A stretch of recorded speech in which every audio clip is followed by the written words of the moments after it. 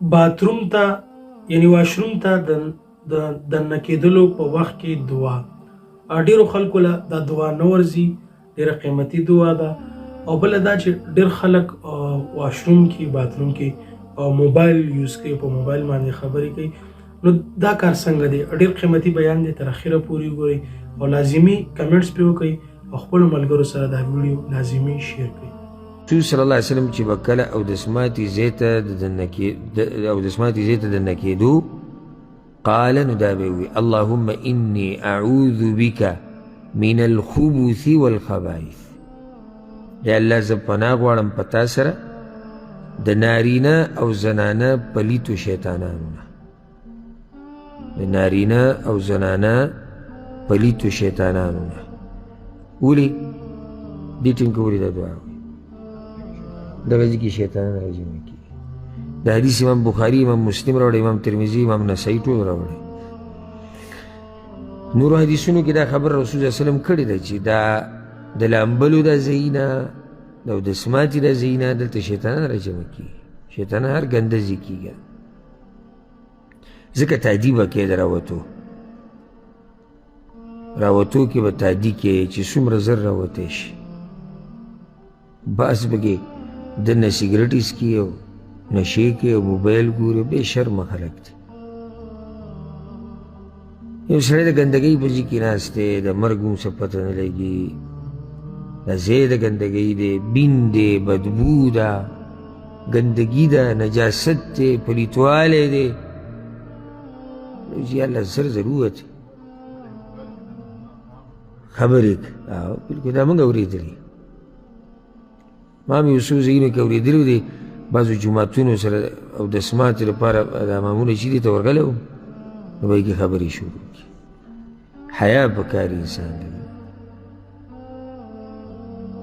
نو دا ځای د شیطانانو د راجمع کېدو دی، دلته څوک ډډې نه لګوي. چې دلته به سړي ډډه لګولې او ناست وي، لکه دا انګریزان دي، دوی هغه نور هغه اودسماتي هغه کموډې جوړې کړي، هغه کرسۍ چې که دا دوی راویستي، نو په دې به ډډه لګولي، کتاب به وي او اخبار خبرونو ټیم یې دغه. نو لا بیا خو هم دغه قوم دا یو حقیقت دی، دغه قوم د ترقۍ سوچ کې زه کتاب وي، نو چې زموږ په موبایل کې ګورې څه ګوري دغه ځای کې. دا هم څه علمي مسلې چیړي کې. خو انګریزان دي کې شک نشته چې انګریزان دنیوي علومو کې زموږ نه مخکې دي او ناشنا قوم دی که نه. ما مخکې ورځو کې سوچ کوو ورک شوی څیز لټوي دغه قوم. هر شی چې د دوی نه پناه وي نو دوی کوشش کوي چې دا ولټوو. دریابونو ته دوی کوزېږي، د غرونو څوکو ته دوی خیږي، د دنیا آخرنی سر دوی منګی معلوموو، سپوږمۍ ته دوی منګه خیجو، پلانې کار منګ کوو، پلانې او منګه ډډې لګولي دي، صرف ډوډۍ وخوره، ویده کېږه، اودسماتي لره. نو دا ځای د راجمع کېدو د شیطانانو دی، دلته چې څومره تادي کې هغه وکړه.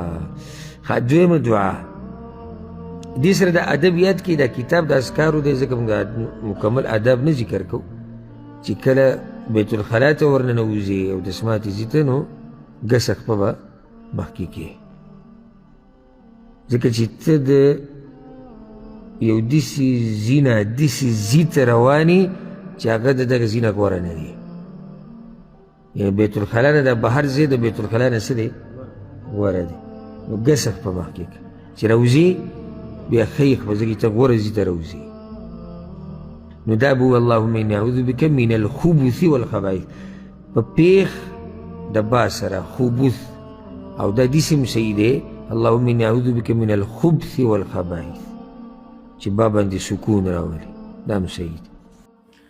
ښه دا قیمتي بیان چې تاسو واورېدلو، خپل ملګرو سره دا بیان لازمي مخکې شیر کړئ. السلام علیکم ورحمة الله.